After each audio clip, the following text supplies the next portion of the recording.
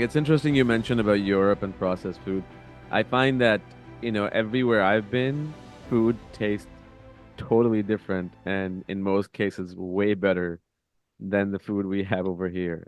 It's a completely different, 100%. like Middle East, especially Asia, Europe. It's just totally different world, and hence, you see the results of how we are as and as different nations and how people are in health wise. Um, what was the process and the journey of getting this documentary off the ground? Were you approached? Did you start something? Just tell me the story of how all that began.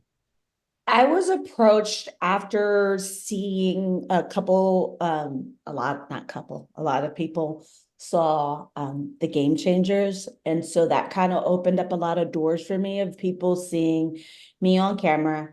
That documentary was based on, elite athletes being vegan. And Mhm. then here I come as the chef that's cooking for these athletes.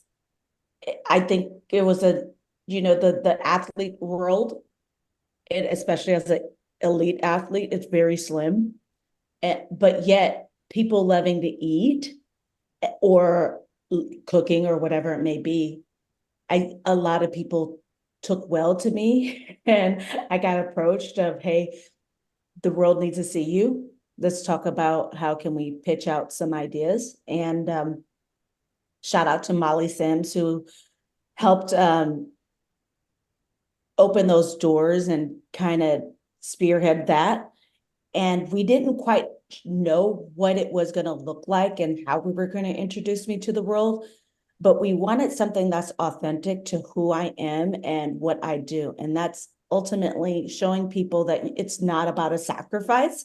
It's about what do you like to eat? And let's work off how you eat because just as well as you and we probably eat separately, completely different ways of eating and spices in different ways. And I never want to take that away from people.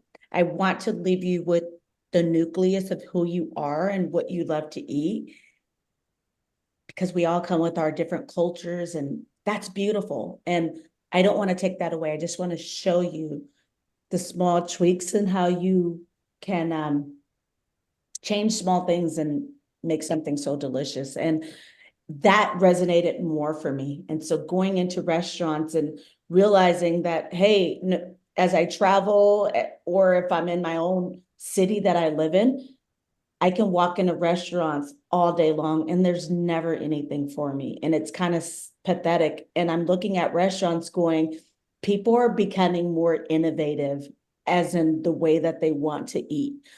Some people have to eat differently because of they may have some illnesses or food sensitivities. And why aren't we catering to those people? Why are you still stuck in this, this is my way or the highway? That just doesn't work anymore.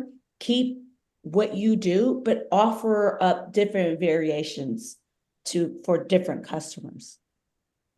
Right. I mean, I think that's just the way, unfortunately, the way the world has been for a long time. Like I even remember when the internet came out, like, we're not going to have a website, then we're not going to have social media. We're not going to, what's the point? So I think people eventually catch on. It's just in the beginning, the early days, people have difficulty adapting to change. But I mean, I do see, especially depending on where you go. If you go to California, like it's, totally different world in terms of food. Like there's so many options, healthy food, vegan food, vegetarian food, as opposed to some other parts of the United States. So Yeah. it will take time, but it will happen, I'm sure, eventually. Yeah. And that's why I'm here. I'm here to show I'm here to show people that it can be done and jump along, help us out. Like this isn't going to happen by itself. We have to all be a part of this movement of we want better food. We don't have to eat like crap. I mean, we're I always say it like this. This is the best way to say it. We vote with our dollars. So wherever we're whatever we're buying for our home, wherever we're going out to eat, that is what dictates what sticks around. If you want to watch the full conversation of this clip, be sure to click here and don't forget to like, subscribe, and share.